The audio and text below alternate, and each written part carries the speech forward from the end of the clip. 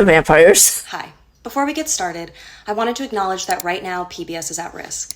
The government is considering devastating funding cuts that would jeopardize our ability to produce shows like this and many others. Oh yeah, on our soapbox again here. The government has done something really terrible. I mean, Republicans have been trying to do this for ages. Cut funding to programs like PBS. And the reason they do that is because they teach kids about empathy. Like, if you want to get down to it, they teach kids numbers, empathy, colors, letters. It's free and accessible education, as well as social education. You know, how to accept other people from different walks of life and stuff. So, yeah, no wonder why Republicans hate PBS, because they teach you to do good things. They don't want PBS because it's quote-unquote woke. Oh, you're pissed about that? Yeah. Oh, yeah, we're all pissed about that, Lyoko. They think that teaching kids that, you know, when your classmate has two moms or two dads, that they're woke and they're perverts and whatever else. What other straw man they want to yank today. And it's always goalposts moving. And I almost want to ask, like, what did Elmo do to you? But it's not about Elmo. It's mostly because they want to keep poor kids dumb. They want to keep poor kids as obedient workers. And teaching your people or your population about different walks of life means that you might, I don't know, look at them as people and maybe respect them as that and maybe teach them empathy. Don't know why we'd want to teach anybody that. Let's watch Sexy Vampires. I'm sad. I would like to take a second and thank my patrons. Thank you guys so much.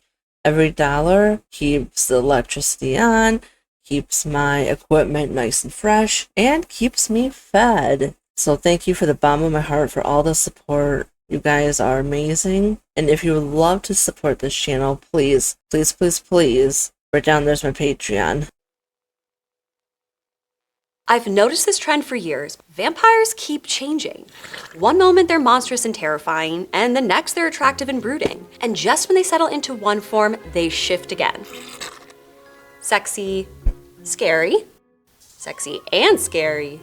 Sexy, scary. The cycle has played out for centuries. But why? Why can't we decide if vampires should be scary or sexy? And what? Because they're both. They've always been both. I'm sure she's going to explain further, but because the whole thing about vampires is that vampires have always been a catalyst for the other, whatever that means in the current time society. Like, there's been a point where vampires have been used as a catalyst for the LGBTQ plus community, right? Like, the whole idea of you perhaps being gay is tantalizing, and you might want to try it. But underneath all that lies a monster. And that's what makes conservatives quake in their boots. What does it reveal about our fears, our desires, and the way we see ourselves?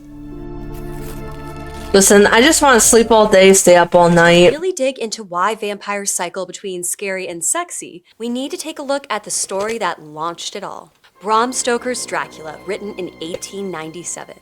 This tale launched the popular vampire legend that we're most familiar with today. You've certainly heard of Dracula, but this original version is perhaps a little different than the one you might know. This is how Stoker describes Count Dracula in his novel. His face was strong. His eyebrows were very massive, almost meeting over the nose, and with bushy hair that seemed to curl in its own profusion. The mouth, so far as I could see it under the heavy mustache, was fixed and rather cruel looking, with peculiarly sharp white teeth. Let's recap. The original Dracula had a mustache, a massive unibrow. That's definitely not the vampire stereotype we know and love today. I don't want to be this person that goes actually, but actually, if you watched Bram Stoker's Dracula, the 1994 movie, yeah, that's what Gary Oldman looks like. I mean, his eyebrows might not be like super bushy like caterpillars, but the man's got the mustache. Can't we decide if vampires should be sexy, scary, or both? While Both. Stoker's Dracula is perhaps the most well-known vampire tale in Western literature, it wasn't the first. That would be 1819's The Vampire by John Pollock. Oh. This is really the start of the sexy vampire. Vampire folklore existed long before Polidori's novel, and vamps pop up in poetry earlier, but his story established the aristocratic, seductive vampire archetype. The main vampire in the story, Lord Ruthven, is influential and eerily charming. He's a cold, calculating seducer who preys on young women by emotionally destroying them. He's a part of elite society, using charm and manipulation rather than brute force. So he's what the red pillars strive to be. Got it. They're already missing a foot and a few fingers. Might as well finish them off. I mean, it's only common sense, right? You don't want to waste food. God, in this economy, you cannot waste food at all. Vampires became vastly popular in the 19th century after the release of The Vampire. Part of the reason was a boom in the demon lover trope, where an outsider is in conflict with other characters who find them repulsive but also alluring. So you had a lot of stories about devilishly handsome characters like the brooding, hopelessly romantic, and abusive Heathcliff in Emily Bronte's Wuthering Heights. The Gothic vampire genre loved this trope and used it often. Varney the Vampire, a serialized Gothic horror story first published in 1845, also featured a vampire that was more charming than grotesque. He was described as having hypnotic eyes that would entrance his victims. Carmilla, written in 1872, was one of the first lesbian female vampires. Following the alluring characteristics of other vampires, she was described as aristocratic and irresistibly seductive. So there's a clear trend here. Going from 1819 to 1897, this is our We love first real vampire sexy lesbians. vampire era. The vampires were deadly, but also charming, influential, and aristocratic. But with Dracula, this is where things shift. Bram Stoker wanted to set himself apart from the crowd with a more grotesque-looking vampire that drew more heavily on folklore. The vampire in Stoker's novel, Count Dracula, is more monstrous and threatening than the other vampires. He's described as being tall, thin, very pale, having pointed ears and protruding teeth that curled over his bottom lips. He spreads fear, commanding wolves and bats, and attacks victims more aggressively. He also possesses a wide range of powers, including shapeshifting into a bat or mist and superhuman strength. Flash forward 10 years. In 1922, the film Nosferatu, A Symphony of Horror, was released. The story was a simplified version of Stoker's Dracula, using the same general plot and main vampire antagonist, but with different character names. The film added a more obvious romantic plot with Ellen, who shares a strange psychic bond with the vampire. Our vampire is Count Orlok, a very odd-looking creature, but his appearance bears a striking similarity to Stoker's Count Dracula. Both are tall, thin, and have incredibly pale skin. They both have an aquiline nose with arched nostrils and large, bushy eyebrows, long, sharp fingernails, and pointed ears. Sharp white teeth protrude from both characters' mouths, and they both dressed completely in black. However, they are different in how they died. Count Dracula is decapitated and stabbed in the heart. He crumbles to dust. I mean, he's gotta be. Orlok, on the other hand, dies when sunlight hits him as he feeds on Ellen. In some early folklore, vampires were sensitive to sun, but Nosferatu was the first to make it deadly for vampires. The film Nosferatu brought the vampire back into popular culture. So both Count Dracula and Count Orlok established the vampires as scary, but that all changed in 1924 when we go back to sexy. That's when a stage adaptation approved by Stoker's widow, Florence, depicted Count Dracula as a gentleman in modern formal dress, complete with opera cape. She seemed to be more concerned with setting Dracula apart from Nosferatu than wanting to be completely faithful to her husband's rougher character design. This marks a return to the well-heeled vampire. Then the novel was again adopted in 1927. This iteration of Dracula Bela featured Bela Lugosi. Lugosi, who would go on to play the part in the 1931 Universal film adaptation. He fits right in with humans in formal settings.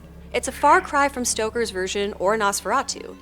Both the change in appearance and behavior became integral to the public's perception of Dracula. What music they make. By the 1950s, Dracula's likeness and name were firmly in the public domain.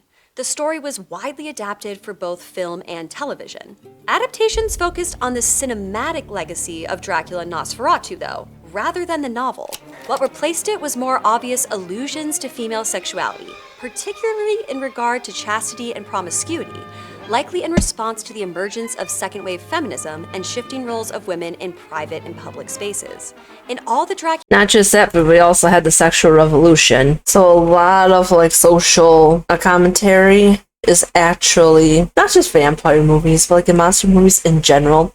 Like I said earlier, vampires have always been like the other, so you can plug that in for like literally anything. You can plug that in for feminism, plug it in for sexual revolution, plug it in for LGBTQ plus community, but whatever fits the time currently. Dracula movies produced by Hammer Film Productions, for example, the women bitten by Dracula go through a sexual personality change, becoming more aggressive and more attracted to the vampire.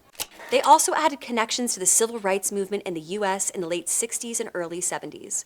Some of these were tongue-in-cheek, some obvious, like in the truly stellar 1972 blaxploitation film Blackula. But it helped open up the possibilities of the vampire figure and what one looks Blackula. like. Werner Herzog remade Nosferatu in 1979, which is even more of a mashup between Stoker's novel and the 1922 film. Dracula is also more traditionally attractive, with more subdued fangs, full lips, and higher cheekbones. The movie also has a stronger, more assertive female lead who outsmarts even Van Helsing.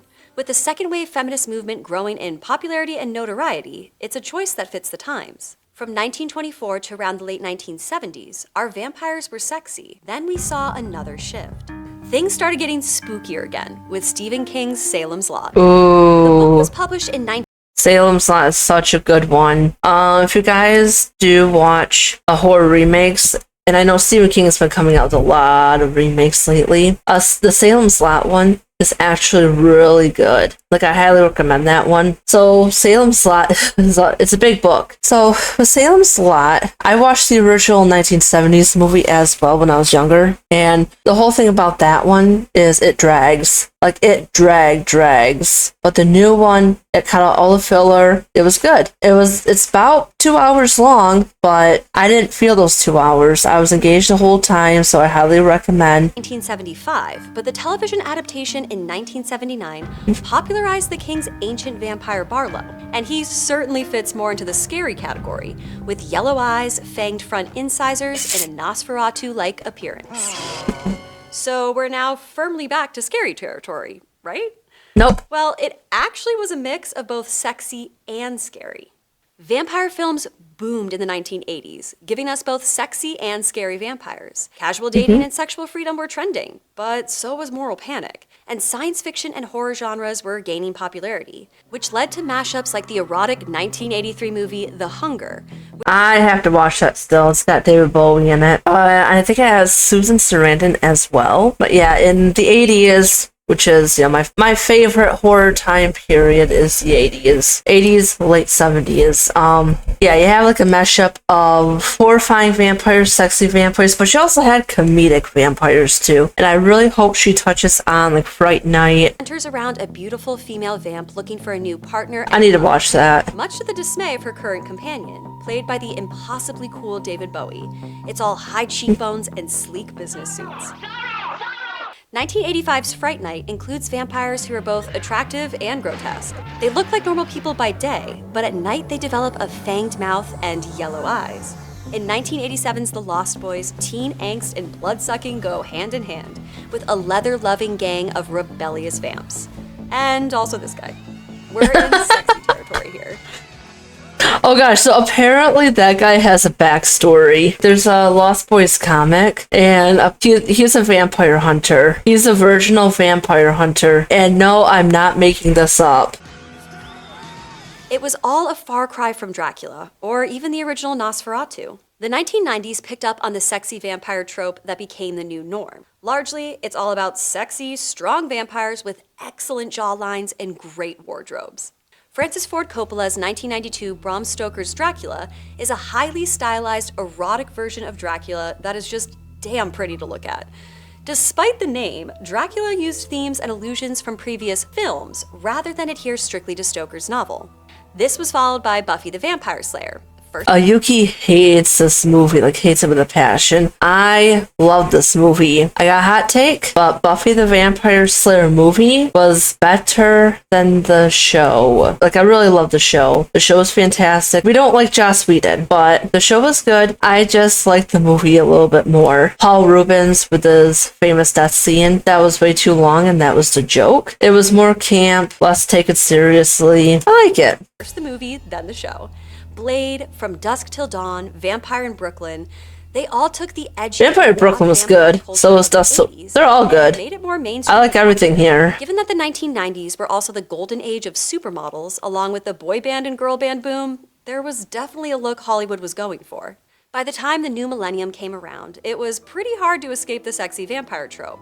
Twilight had teens and adults alike swooning over a morally upright ancient vampire family, the Cullens. First, a book series written by Stephanie Meyer. I did not want to be on either team Jacob or team Edward. Even as a teenager, they were not my fantasy dream. It's not my bag. But please tell me I am not one of the only people. They were kind of lame. The Twilight romance saga gave the vampires skin that sparkled, not burned. Heresy. Complete and utter heresy. They are not vampires then. They are fucking fairies. If you sparkle in the sun, you're a fairy. If you die in the sun, you're a vampire. Know the difference. This kind of defeats the purpose of having a vampire. But if you're half vampire and half fairy, well then I think the genetic lottery is gonna be a toss-up then. You might burn in the sun, or you might shimmer. But are you willing to risk that? Okay, I'm gonna finish this thing because I don't want to look at Edward anymore. Daylight. They have a vegetarian diet, meaning they don't prey on humans. Meyer's Mormonism shapes the romance. Her main characters don't get together, if you catch my drift, until marriage. The series includes the idea that becoming a vampire not only grants them immortality, but also enhances their physical beauty. It fits the legend's romantic narrative, but also reinforces unrealistic beauty standards. Then again, it's just part of a much longer trend. The same can be said for True Blood, The Vampire Diaries, and Penny Dreadful. I think this type of vampire is about Okay, True Blood was actually good. I had some of the books. Who has the time to read anything anymore in this economy? Everybody's hustling, yo. eternal youth as much as it is about impossible beauty standards. Then with The Strain in 2009, vampires started getting gross looking. Ooh, The Strain is so good. Okay, if you guys got Hulu, you guys should watch it. I gave Yuki like the whole set of the books. It's basically if vampirism was a pathogen or an illness, not supernatural mumbo jumbo gobbledygook. Again. The first book in Guillermo del Toro and Chuck Hogan's vampire trilogy, The Strain, hit shelves. The vampires are created by an incurable virus produced by parasitic worms. They have a retractable proboscis to drink the blood of Oh, that is so cool. and they continuously release their excrement when feeding. They are gross, scary, and frankly, glorious. Imagine anytime you ate food and while you're eating, you're shitting yourself. I mean, I guess if you're one of those creatures, you're not gonna care because you're reveling around in your own filth and body odor, but like, I guess having shitty drawers is comfortable enough for them to move around and eat in, and I need something heavy duty. We're gonna be having Taco Bell. We're gonna be mature about this. There's nothing I could do to be mature about this. Now when I get off stream and I'm gonna go have my dinner, we're having salmon tonight. That is all I'm gonna think about, and that will all be my dinner conversation. This is a far cry from the vampires of beautiful eternal youth. Other grotesque vampire depictions followed. Boys from County Hell featured blackened and mummified vamps. Then there's the bat-like creature from 2020. That is not the bat-like creature. No, no, no. Lady, you got your lore wrong. The Last Voyage of the Demeter is basically Dracula. That's all it is. In Bram Stoker's Dracula, and the whole book is basically like journal entries, which is really cool format, especially for the time. But there's part of the book where Dracula had to sail from one part of the continent from Transylvania all the way to England, and he had to be on a sword ship. And literally, it is called the Demeter. And he had to leave Transylvania because he was being hunted. He was running out of food source, so he went to England. This is how he got to England. So that's not the bat creature. That is just Dracula's monstrous form. Thank you for my TED Talk. 23's The Last Voyage of the Demeter. That same year, the Bordello featured skull-faced vampires. So where does that put us today? Boo! It literally says right there, madam. It says right here, the legend of Dracula is born. Well, it's not necessarily born, but it's added. Okay, he's on an adventure to England. And yes, there's actually a really cool nod to the 1994 Dracula, Gary Oldman, at the end of the movie. Of the Demeter. That same year, the What is that? This looks awfully French. I'm reading the top part here. Monseigneur. God, I cannot read French names at all. But apparently they have exquisite taste. No, I have to watch that. skull-faced vampires.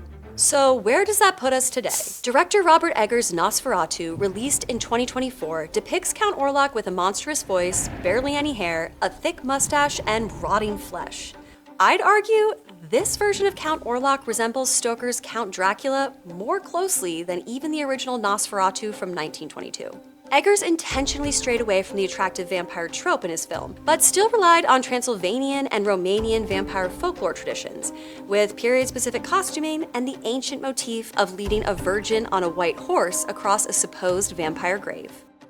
There are exceptions to the rule, of course, but I think right now we are in a scary era again. Personally, I think audiences are growing a bit tired of the sexy version. At least I am. Right now, there's also an increased attention to body horrors.